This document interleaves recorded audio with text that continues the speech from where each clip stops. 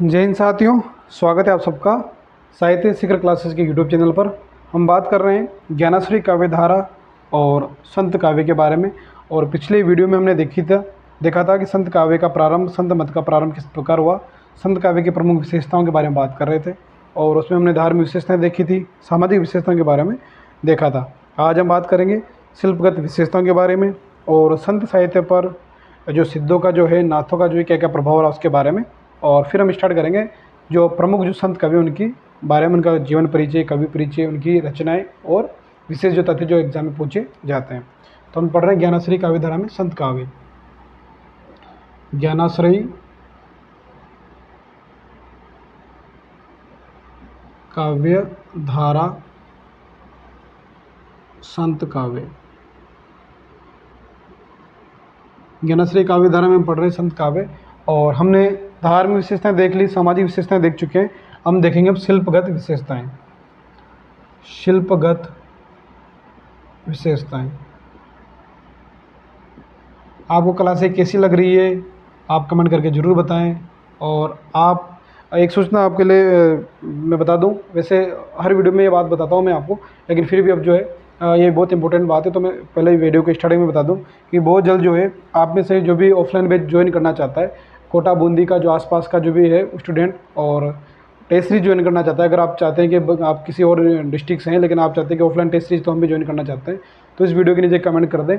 या फिर साहित्य सीखर क्लासेस जो है टेलीग्राम ग्रुप ज्वाइन कर ले, वहाँ मैंने लिंक दे रखा है उमाशंकर पंचोली आरएस ग्रुप का, तो उसे ज्वाइन कर ले और कमेंट जो करके बता दे कि सर हमें जो है साहित्य सीखर क्लासेस जो ऑफलाइन जो बैच होगा, स्कूल व्याख्याता वरिष्ठ अध्यापक का, उसे ज्वाइन करना है या फिर हमें टेस्ट सीरीज ज्वाइन करनी है। क्योंकि बहुत जल्द जो है वैकेंसी आने वाली है और बहुत जल्द जो है साहित्य शिखर क्लासेस भी ऑफलाइन बैच स्टार्ट करने वाला है बूंदी में। केवल स्कूल व्याख्याता और वरिष्ठ अध्यापक का जो सेकंड पेपर है उसी का बैच स्टार्ट करेंगे और फर्स्ट पेपर का भी नहीं करेंगे और रीड वीड उस किसी का नहीं करेंगे। केवल स्कूल व्याख्याता, वरिष्ठ अध्यापक का, जिसमें हिंदी साहित्य का इतिहास हो गया, काव्य शास्त्र हो गया, रचना होगी, मैं पढ़ाऊँगा। और फिर जैसे ग्रामर है या फिर और भी कुछ जो टॉपिक हैं आपके, तो अगर उसके लिए होगा तो फिर एक टीचर और भी देख लेंगे, बाकी पूरा कोर्स करवाऊँगा। और साहित्य शिखर क्लासेस का जो ऑफलाइन बैच स्टार्ट करेंगे, तो आप जो भी ज्वाइन करना चाहते हैं वह कमेंट कर दें वीडियो के नीचे, और जो टेस्ट सीरीज ज्वाइन करना चाहते हैं वो भी कमेंट कर दें कि अपना साहित्य शिखर क्लासेस टेलीग्राम ग्रुप ज्वाइन कर लें। क्योंकि जो है फर्स्ट बैच रहेगा, तो इसमें यूँ नहीं कि चलो ठीक है 200 बच्चे ले रहे हैं, 300 जितनी भीड़ कर रहे हैं उतनी नहीं। इसमें मेरा टारगेट है कि ज़्यादा से ज़्यादा जो केवल 100 स्टूडेंट होने चाहिए, 50 वरिष्ठ अध्यापक और 50 ही स्कूल व्याख्याता है। इससे ज़्यादा मैं इस बैच में नहीं रखना चाहता, क्योंकि जो है कम से कम जो भी शामिल होंगे उनकी तैयारी इस तरह हो कि उनका लगभग सभी का सिलेक्शन हो। इस प्रकार तैयारी करवाई जाएगी।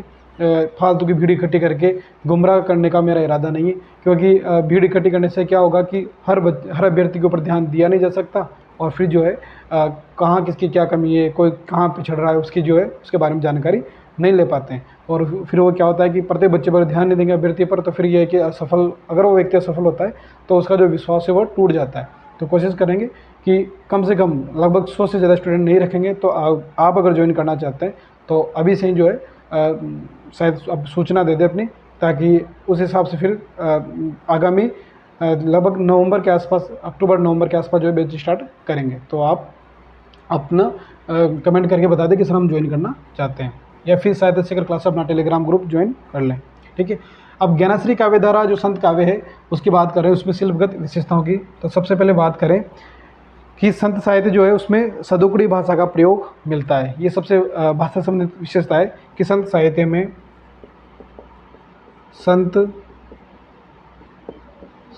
में सदुकड़ी, कौन सी विशेषता है? सदुकड़ी भाषा। संत साहित्य में जो है सदुकड़ी भाषा का प्रयोग मिलता है। क्योंकि आप में से जो है जो बूंदी के हैं बहुत सारे अभ्यर्थी जो है जिनका मेरा व्यक्तिगत परिचय हुआ है, जो जानते हैं या फिर जो अपने इस ग्रुप में भी शामिल है, अपनी इस चैनल से पढ़ाई कर रहे हैं, उनके बहुत सारे कमेंट आते हैं कि सर हमें जो है ऑफलाइन बैच स्टार्ट हो, ऑफलाइन बैच, ताकि प्रत्यक्ष रूप से गाइडेंस भी ले सके, प्रत्यक्ष रूप से जो है क्लासेस ज्वाइन कर सकें। तो बहुत कम, जैसे मान लो जो बड़ी बड़ी जो कोचिंग है या जो ऑफलाइन बैच चल रहे हैं, कोटा बूंदी में तो मुश्किल है, लेकिन कोटा में जैसे बैच चल रहे हैं उनकी जो फीस है, किसी की 20-20 हज़ार रुपये फीस है, 15-15 हज़ार रुपये फीस है, स्कूल व्याख्याता वरिष्ठ अध्यापक की फीस भी बहुत कम रखेंगे। इतना सा रखेंगे ताकि जो मैनेजमेंट हो सके, जो जैसे मान लो एक हॉल बुक करेंगे, जो भी रखेंगे वो उसका मैनेजमेंट हो सके, इतनी फ़ीस रखेंगे और आपकी तैयारी भी हो सके, सिलेक्शन आपका तो सिलेक्शन हो जाए, बस इतना। ले ज्वाइन करना चाहता है वो पहले से बता दे, क्योंकि फिर अगर जो टारगेट है 100 स्टूडेंट का वो कंप्लीट हो गया तो उसके बाद फिर एंट्री नहीं दी जाएगी, ये है ना। संत साहित्य में सदोड़ी भाषा का प्रयोग मिलता है। संत साहित्य में जो है स्वाभाविक अलंकार योजना मिलती है। अगली विशेषताओं की बात करें, क्योंकि इन्होंने जो है लगभग जो है संत थे, उन्हें शास्त्र ज्ञान उतना नहीं था, पढ़े लिखे संत नहीं थे, तो इन्होंने अलंकारों के पीछे, रचना विशेषकर छंदों के पीछे दौड़े नहीं। इन्होंने अपने मन के भावों को, जो अनुभव किया है, उसके जो अनुभव को इन्होंने रचना में लिखा है। तो संत साहित्य में जो है स्वाभाविक रूप से जो अलंकार है उनकी योजना मिलती है। संत साहित्य में स्वाभाविक अलंकार योजना मिलती है। संत साहित्य में जो है स्वाभाविक जो अलंकार योजना मिलती है। आगे बात करें तो संतों ने जो है काव्य लेखन में मुख्य रूप से जो है मुक्तक शैली को अपनाया है। संतों ने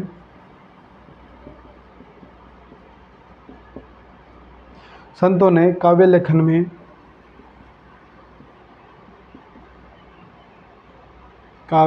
में किस शैली को?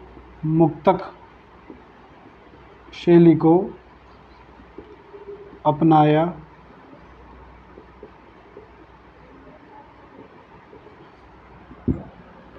है ना।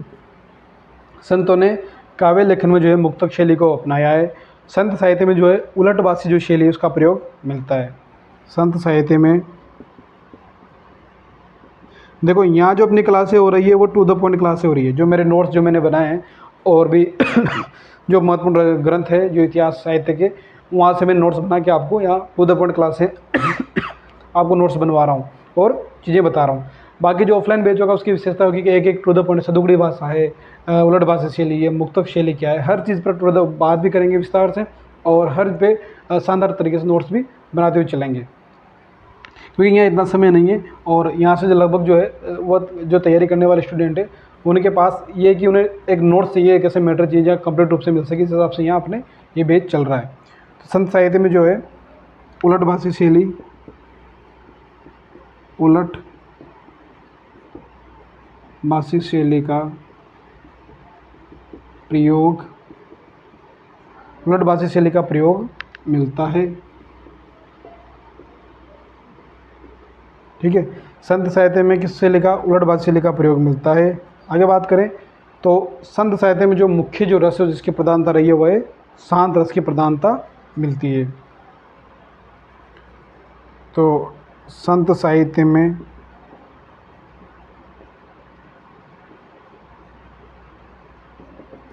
कौन से रस की? शांत रस की प्रधानता मिलती है। ठीक है, किस रस की? शांत रस की प्रधानता मिलती है। और बात करें तो संतों ने जो है प्रतीकों के माध्यम से रचना लिखी है, तो संत साहित्य में प्रतीकों का भरपूर प्रयोग मिलता है। संत साहित्य में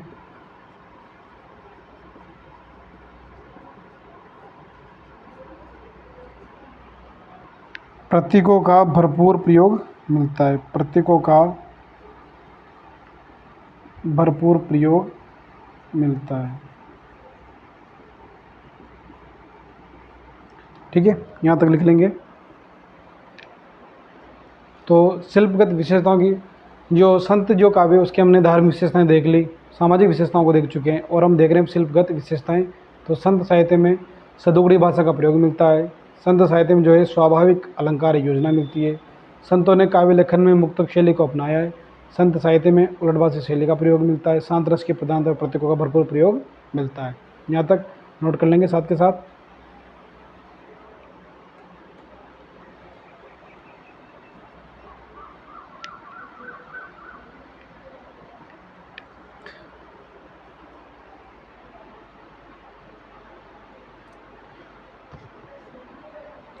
देखो जीवन में जो है ना, कोई भी चीज़ इतनी आसानी से नहीं मिलती है। और जब आपको पता है कि संघर्ष करना ही है तो फिर क्यों ना उस संघर्ष को जिया जाए, उस संघर्ष में आनंद लिया जाए। हम क्या करते हैं, तैयारी कर रहे हैं तो तनाव में करते हैं, ठीक है हाँ तैयारी मजबूरी है, जॉब लगना इसलिए कर रहे हैं। तो जॉब लगोगे तो उसका फ़ायदा भी तो तुम्हें ही होगा, आगे की ज़िंदगी तुम्हारी तो सुधरेगी। तो उस तैयारी के टाइम को भी तो इन्जॉय करो। और जब इन्जॉय के साथ करेंगे तो फिर आने वाली जो चीज़ें जो आपके लिए सरल हो जाएगी, आपको फिर पता नहीं चलेगा आप कितनी मेहनत कहाँ कर रहे हैं। शिल्पगत विशेषताओं की बात हो गई है। संत साहित्य में सदोगड़ी भाषा का प्रयोग मिलता है। संत साहित्य में स्वाभाविक अलंकार योजना मिलती है। संतों ने काव्य लेखन में मुक्तक शैली को अपनाया है। संत साहित्य में उलटभाषी शैली का प्रयोग है। शांत रस की प्रधानता और प्रतीकों का भरपूर प्रयोग मिलता है। यहाँ तक लिख लेंगे। अब बात करेंगे कि संत साहित्य पर जो है किस किस का क्या प्रभाव रहा है, जैसे सिद्धों का, नाथों का, सूफियों का और वैष्णव का, मुख्य इन चार का प्रभाव माना गया है। तो प्रश्न बन सकता है, जैसे मान लो एक तरफ दे दे कि संत साहित्य प्रभाव और जैसे सिद्धनाथ और इनसे क्या क्या प्रभाव हुआ, ऑप्शन बना के दे दे, मिलान करने वाला प्रश्न दे दे, तो इस प्रकार भी प्रश्न बन सकता है, उसके बारे में बात करेंगे। ठीक है, चलते हैं आगे।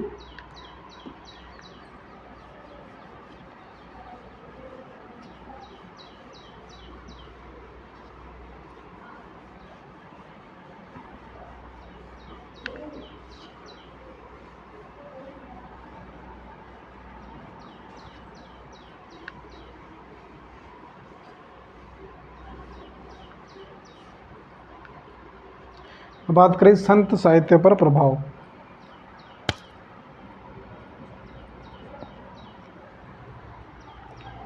संत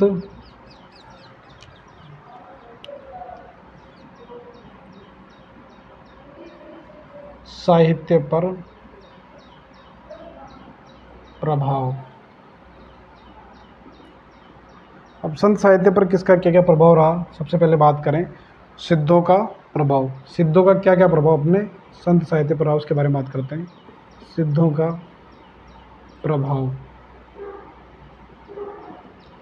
सिद्धों के प्रभाव की बात करें तो सिद्धों की जो है संध्या भाषा जो है, उनकी संध्या भाषा थी वह संत साहित्य में क्या बन गई, उलटभाषी बन गई पहली बात। और सिद्धों ने जो शास्त्रों का खंडन मनन किया है तो वह कहाँ आ गया, फिर सिद्धों से संत साहित्य में आ गया। तो दो विशेषताओं की बात करेंगे। जो पहली विशेषता है वो तो ये है कि सिद्धों की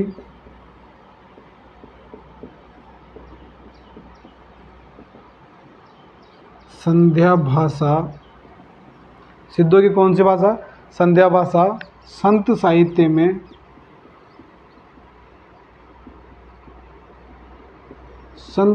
में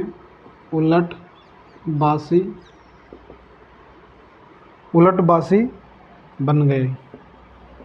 ठीक है, सिद्धों की क्या थी, संध्या भाषा, संत साहित्य में क्या हो गई, वो उलटभाषी हो गई। तो सिद्धों से क्या लिया, एक तो भाषा शैली। दूसरी बात करें कि शास्त्रों का जो खंडन मंडन भी कहाँ से आया है, सिद्धों से। तो इन्होंने क्या किया, शास्त्रों का खंडन मंडन ज़्यादा किया है सिद्धों ने। शास्त्रों का खंडन मंडन ये भी कहाँ से आया, सिद्धों का प्रभाव से संत साहित्य में देखने को मिलता है। आगे बात करें तो नाथों का प्रभाव। नाथों का प्रभाव, नाथों का क्या क्या प्रभाव रहा है। सबसे पहले बात करें हठयोग साधना। जो हठयोग की साधना है, हठयोग आया जो है नाथों से आया है अपने संत साहित्य में। तो पहली बात हठयोग साधना, साधनात्मक रहस्यवाद।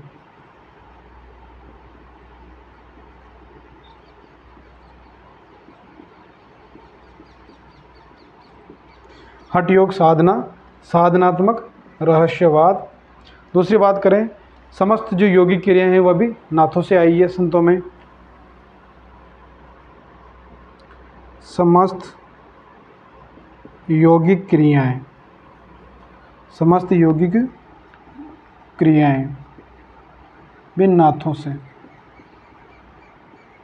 समस्त यौगिक क्रियाएं भी नाथों से आई है। और बात करें तो संतों ने जो है सबसे ज़्यादा प्रभाव अगर किसी से लिया तो संतों ने नाथों से ही लिया है। संतों ने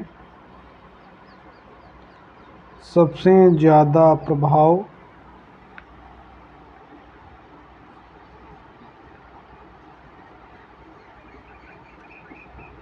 नाथों से ही लिया है। ठीक है, संतों ने जो है सबसे ज़्यादा प्रभाव किससे लिया है, तो नाथों से ही लिया है। तो संत साहित्य पर प्रभाव की बात कर रहे थे, सिद्धों का क्या प्रभाव रहा है। सिद्धों की जो है संध्या भाषा संत साहित्य में क्या हो गई, उलटभाषी बन गई है। शास्त्रों का खंडन मंडन भी हमने सिद्धों से लिया है।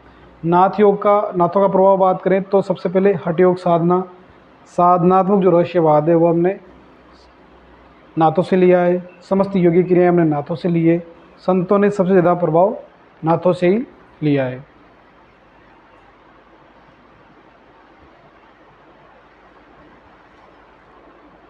लिख लो यहाँ तक।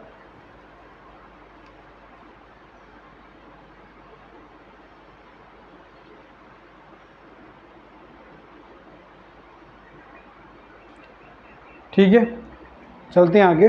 लिख लिया होगा आप सबने यहाँ तक। सिद्धों का प्रभाव हो गया, नाथों का प्रभाव हो गया, सूफियों का प्रभाव और वैष्णवों का प्रभाव।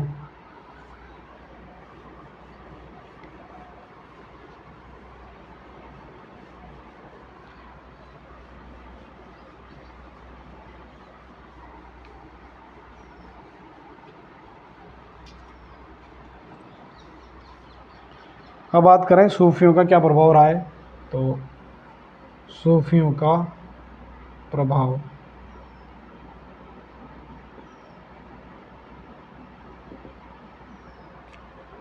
सूफियों का प्रभाव रहा है कि प्रेम की जो खुमारी है संतों में, जो प्रेम की खुमारी, जो ईश्वर के प्रति खुद को स्त्री मान के, भगवान को पुरुष मान के जो प्रेम के हिसाब से जो रचनाएं लिखी गई है, जो प्रेम की जो खुमारी आई है कहीं ना कहीं सूफियों से आई है।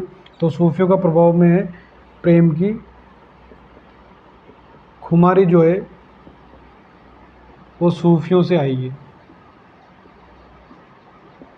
ठीक है, प्रेम की खुमारी कहाँ से आई है, सूफियों से। और वैष्णवों के प्रभाव की बात करें, वैष्णवों का प्रभाव, तो वैष्णवों का प्रभाव है अहिंसा, नवदा भक्ति, प्रपत्तिवाद। अहिंसा जहाँ से आई है वैष्णवों से, नवधा भक्ति, प्रपत्तिवाद, ये सब कहाँ से आया है, अहिंसा, नवदा भक्ति, प्रपत्तिवाद जो है वैष्णव से आया है। ठीक है, यहाँ तक नोट कर लेंगे।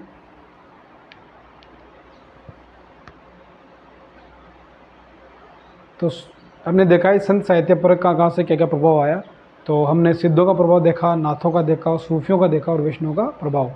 सूफियों का है प्रेम की खुमारी सूफियों से, और वैष्णव का है अहिंसा, नवदा भक्ति, प्रपत्तिवाद।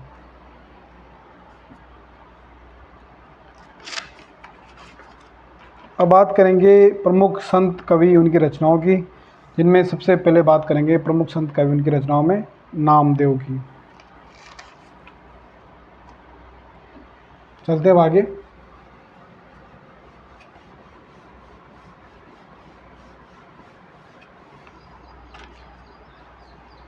अगला टॉपिक है प्रमुख संत कवि या उनकी रचनाएं। संत कवि एवं उनकी रचनाएं।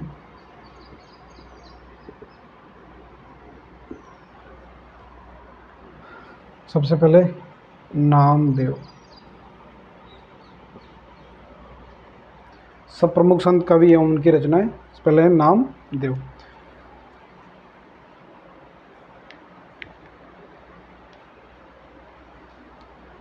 नामदेव की बात करें तो सबसे पहले इनका बात करते हैं जन्म की। जन्म कब हुआ, तो इनका जो जन्म है वो है 1270 ईस्वी और महाराष्ट्र में। ठीक है, महाराष्ट्र में। नामदेव के जन्म की बात करें तो जन्म कब हुआ, 1270 ईस्वी, महाराष्ट्र में। यह संत परंपरा के क्या माने जाते हैं, प्रवर्तक माने जाते हैं। दूसरा बिंदु ये, यह संत परंपरा के प्रवर्तक माने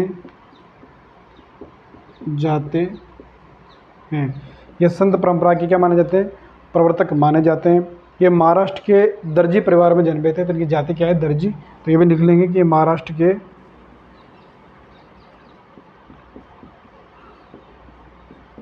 महाराष्ट्र के दर्जी परिवार में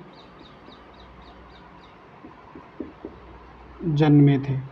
ठीक है, कौन से परिवार में? दर्जी परिवार में जन्मे थे, महाराष्ट्र के दर्जी परिवार में जन्मे थे। बात करेंगे गुरु की। गुरु इनके खेचरनाथ या विसोबा खेचर, खेचर नाथ जिन्हें बोलते हैं, या विसोबा खेचर, विसोबा खेचर। ठीक है, तो गुरु हो गए खेचरनाथ विसोबा खेचर। संत परंपरा के प्रवर्तक माने जाते हैं। 1270 ईस्वी में जन्म महाराष्ट्र में हुआ। महाराष्ट्र के दर्जी परिवार में जन्मे थे। नाम बोलते हैं, तन मेरी सुई मन मेरा धागा, खेचर जी के चरण पर नामा सीपी लागा। इससे स्पष्ट होता है कि दर्जी जाति के थे, गुरु खेचरनाथ जी थे।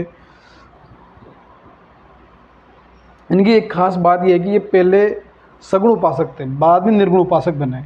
ये बात इंपॉर्टेंट है। ये बात प्रश्न के रूप में कई बार पूछी गई है और पूछे जा सकते हैं, तो इसे नोट कर लेंगे कि नामदेव जो थे, नामदेव प्रारंभ में क्या थे? सगुण उपासक। प्रारंभ में सगुणोपासक थे।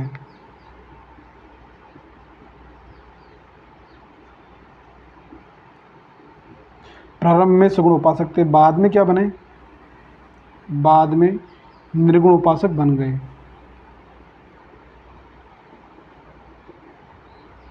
निर्गुण उपासक बन गए। लिख लेंगे यहाँ तक। तो नामदेव के बारे में देख रहे हैं, तो इनका जन्म जो है 1270 महाराष्ट्र में हुआ। संत परंपरा के प्रवर्तक माने जाते हैं। महाराष्ट्र गुरु खेचरनाथ या विसोबा खेचर, और नामदेव जो थे प्रारंभ में सगुण उपासक थे, बाद में जो है निर्गुण उपासक बन गए।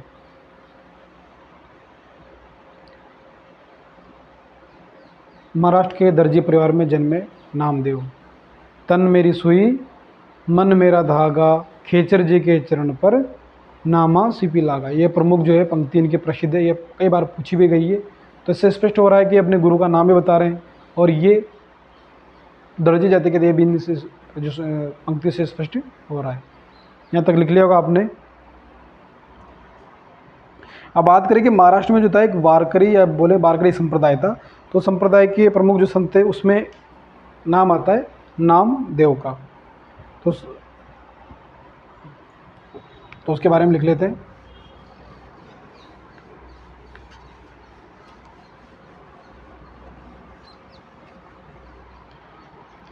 एक बात और लिख लेंगे नामदेव जी के साथ कि नामदेव की जो निर्गुण वाणी है वो अभंग के नाम से प्रसिद्ध है। नामदेव की निर्गुण वाणी अभंग नाम से प्रसिद्ध है। अभंग नाम से क्या है? प्रसिद्ध है। नामदेव की निर्गुण वाणी जो है अभंग के नाम से प्रसिद्ध है। इसे भी नोट कर लेंगे। नामदेव की निर्गुण वाणी अभंग नाम से प्रसिद्ध है। अब बात करें वारकरी जो संप्रदाय था उसकी स्थापना की थी संत पुंडरीक के द्वारा की गई, और इसमें प्रमुख रूप से 4 संत हुए। संत ज्ञानेश्वर, नामदेव, एकनाथ और तुकाराम। ये 4 प्रमुख संत माने गए हैं वारकरी संप्रदाय के। तो उसके बारे में लिख लेंगे। उसके बाद बात करेंगे नामदेव जी के प्रमुख चर्चित पंक्तियों की, जहाँ से कई बार प्रश्न पूछा गया है। तो नामदेव की निर्गुण वाणी अभंग नाम से प्रसिद्ध है। अब बात करें वारकरी, कई जगह वारकरी लिखा मिलेगा, कई जगह वारकरी लिखा मिलेगा, तो एक ही है वारकरी संप्रदाय।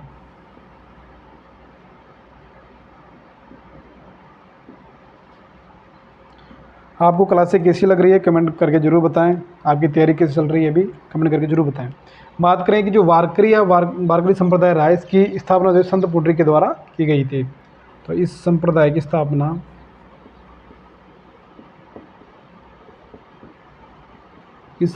स्थापना किसने की? संत पुंडरीक के द्वारा की गई थी।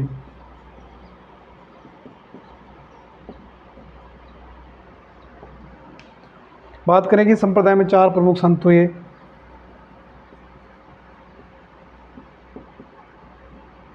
ये संप्रदाय में 4 प्रमुख संत हुए। कौन कौन से? पहले बात करें तो पहले जो मुख्य संत है वो संत ज्ञानदेव, संत ज्ञानदेव जिन्हें बोलते हैं ज्ञानेश्वर, ज्ञानदेव ज्ञानेश्वर, ये वारकरी संप्रदाय के जो थे प्रथम उन्नायक संत थे। इसे नोट कर लेंगे, वारकरी संप्रदाय के प्रथम उन्नायक संत। तो वारकरी संप्रदाय के प्रथम उन्नायक संत कौन थे? संत ज्ञानदेव या ज्ञानेश्वर। आगे बात करें संत नामदेव, जिन्हें कहा जाता है विठोबा का भक्त, पहले भी लिखवा चुका हूँ मैं।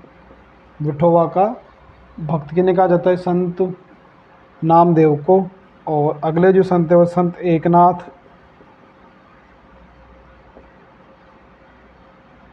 और संत तुकाराम।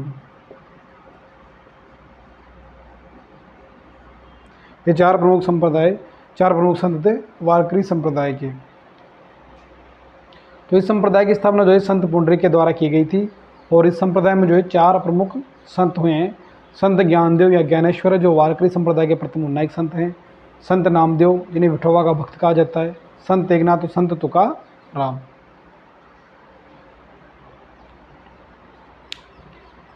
तो प्रमुख कवि, उनकी रचनाओं की जो ये यात्रा चल रही है, भक्ति काल के निर्गुण धारा के ज्ञानाश्रय या संत काव्य धारा के प्रमुख संतों की पहली यात्रा में जो कवि जिनके बारे में हमने पढ़ा है वो है हमारे नामदेव जी। नामदेव जी के बारे में हमने देखा, उनका जन्म, उनकी संत परंपरा के प्रमुख प्रवर्तक, जाति, गुरु, और पहले सगुण उपासक बाद में निर्गुण उपासक बने, और वारकरी संप्रदाय के बारे में उनकी वाणी निर्गुण वाणी अभंग के नाम से प्रसिद्ध है। अगली क्लास में बात करेंगे नामदेव की जो चर्चित पंक्तियाँ उनके बारे में। फिर पढ़ेंगे हम संत काव्य के प्रतिनिधि कवि कबीरदास जी के बारे में।